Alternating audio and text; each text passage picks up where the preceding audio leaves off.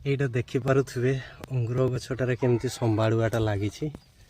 ଆଉ ଏଇଟା ମୁଁ ଅନଲାଇନ୍ରେ ଅର୍ଡ଼ର କରିଥିଲି ଅଙ୍ଗୁର ଗଛଟାକୁ।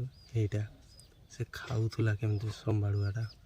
ଆଉ ଏଇଗାକୁ ଯଦି ନ ଦେଖାଯିବ ଏଇଟା ପଡ଼ିଗଲା ତଳେ, ସେ ଗଛକୁ ପୁରା ଖାଇ ନଷ୍ଟ କରିଦେବ ସେଇଟା।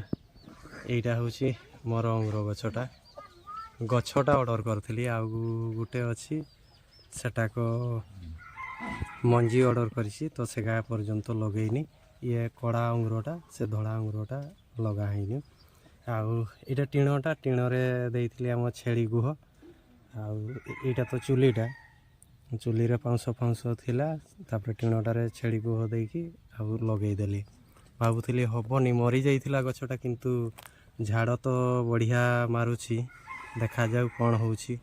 ଗଛଟା ମୁଁ ଆଉ ଥରେ ଦେଖେଇ ଦେଉଛି ଆପଣମାନଙ୍କୁ। ଏମିତି ଅଙ୍ଗୁର ଗଛ। ତ ହାଇ ଫ୍ରେଣ୍ଡସ୍, ମୁଁ ଉମାକାନ୍ତ ମହାନ୍ତ ଆଉ ଜଲି ଉମାକାନ୍ତ ବ୍ଲଗ୍ସର ଆଉ ଏକ ବ୍ଲଗ୍ରେ ଆପଣମାନଙ୍କୁ ସ୍ୱାଗତ ଜଣାଉଛି। ବହୁତ ଦିନ ହେଲା ବ୍ଲଗ୍ ବନେଇ ପାରିନଥିଲି, ବିଲ କାମ ଚାଲିଥିଲା। ତ ସେଇଠି ଅଙ୍ଗୁର ଗଛ ଯେମିତି ଦେଖେଇଲି, ଆଉ ଗୋଟେ ଗଛ ବି ଅର୍ଡ଼ର କରିଥିଲି, ସେଇଟା ମୁଁ ବର୍ତ୍ତମାନ ଆପଣମାନଙ୍କୁ ଦେଖେଇବି। ଏଇଟା ହେଲା ସେଉ ଗଛଟା, ସେଟା ଅଙ୍ଗୁର। ସେଇ ପାଖରେ ଦେଖିପାରୁଥିବେ, ସିଏ ହେଲା ଅଙ୍ଗୁର। ଆଉ ଏଇଟା ହେଉଛି ଆମର ସେଉ ଗଛଟା। ଏଟାକୁ ଏପର୍ଯ୍ୟନ୍ତ ଲଗେଇନି, ବୋଧେ ଏଇ କ'ଣ ପତ୍ର ଖାଇଦେଲା କିସ। ଏଇ ସାମ୍ନା ଦେଖିପାରୁଥିବେ, ଉପର ପତ୍ର ଗାକୁ କିସ ପୋକ ଲାଗିକି ଖାଇ ଦେଇଛି। ମୁଁ ଏତେ ଦେଖିଲିନି, ଏପର୍ଯ୍ୟନ୍ତ ଲଗେଇନି। ୟାକୁ ବି ଲଗାଯିବ, ଆଉ ନ ଲଗେଇଲେ ତ ହେବ ବି ନାହିଁ, କାହିଁକିନା ଟାଇମ୍ ପହଞ୍ଚିଗଲାଣି। ତା ସହିତ ଆଉ ଗୋଟେ ଗଛ ବି ଅର୍ଡ଼ର କରି ଆଣିଥିଲି, ତ ସେଟାକୁ ଲଗେଇ ଦେଇଛି। ଆଉ ଇଆଡ଼େ ରହିଲା ଅଙ୍ଗୁରଟା ଲଗେଇଛି, ସେଉଟା ଲଗେଇନି, ସେଟା ଲଗେଇବି। ଇଆଡ଼େ ତ ଆମର ରହିଲା ଏଇଟା କଦଳୀ ଗଛ।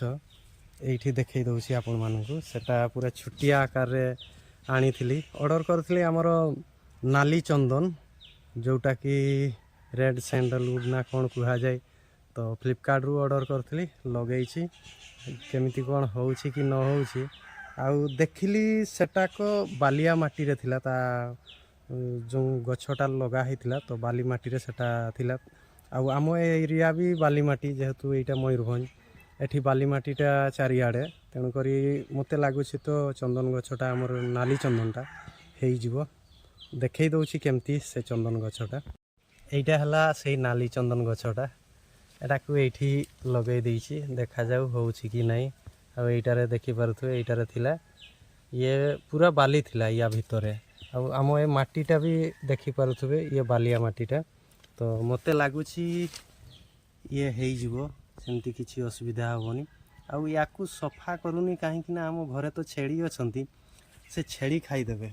ଅଲଗା ଗଛ ଲଗାଉଛି, ଏଇଟା କଦଳୀ ଆମର ଏଇ ସାଇଡ଼୍ରେ ଅଛି। ଅଲଗା ଗଛ ଲଗା ହେଇଥିଲା, ଏଇଟା ଦେଖିପାରୁଥିବେ, ଏଇଟାର ପାର୍ସଲ ଆସିଥିଲା। ଏମିତି ଅଲଗା ଗଛ ଲଗାଉଛି, ଛେଳି କୁକୁଡ଼ା ଖୁମ୍ପିକି ପୁରା ଅବସ୍ଥା ଖରାପ କରିଦେଉଛନ୍ତି। ଦେଖେଇ ଦେଉଛି ବାଇଗଣ ଗଛ କେରକମ ତାର ମାନେ ଖାଇକି ଅବସ୍ଥା ଖରାପ କରିଦେଇଛନ୍ତି। ସଫା କରିଦିଆ ହେଲା ଟିକେ, ଆଉ ବାଇଗଣ ଟୋଟାଲି ରହିଲାନି, ସବୁ କୁକୁଡ଼ା ଖାଇଦେଲେ।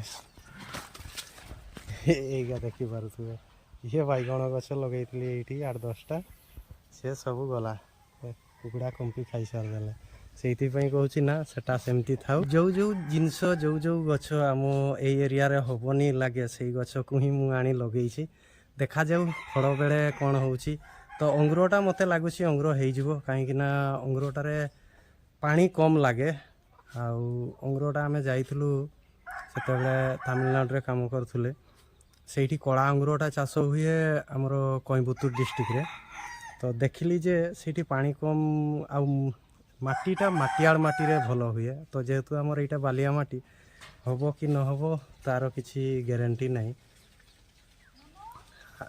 ଜଣା ପଡ଼ିଯିବ ଏଇ ବର୍ଷ ଶେଷ ସୁଦ୍ଧା, ତ ଫଳ ନିଶ୍ଚୟ ଧରିବ। ତ ଫଳ ଧରିଲା ପରେ ଆଉ ଗୋଟେ ଭିଡ଼ିଓ ବନେଇବି, ଆଉ ଦେଖେଇବି ଯେ ହେଉଛି କି ନ ହେଉଛି। ଆଉ ଏମିତିରେ ବି ତ ଆପଣ ଜାଣିଥିବେ, ଆମ ଓଡ଼ିଶାରେ ବହୁତ ଜାଗାରେ ଅଙ୍ଗୁର ଚାଷ ହେଉଛି, ଆଉ ତାଙ୍କର ବି ଭିଡ଼ିଓ ଦେଖିଥିବେ। ତ ମୋର ଏଇଟା ପ୍ରଥମ ମୁଁ ଲଗେଇଛି, ଦେଖାଯାଉ କ'ଣ ହେଉଛି କି ହେଉନି। ଆଉ ଯେତେବେଳେ ଫଳ ହେବ ଆଉ ଗୋଟେ ଭିଡ଼ିଓ ମୁଁ ଆପଣମାନଙ୍କୁ ବନେଇକି ଦେଖେଇବି। ତ ଏଇ ଭିଡ଼ିଓରେ ଏତିକି, ଆଉ ଆଗକୁ ଆହୁରି ଏମିତି ଭିଡ଼ିଓ ଆଣିବି। ତ ସେ ପର୍ଯ୍ୟନ୍ତ ବାଏ ବାଏ, ଟେକ୍ କେୟାର।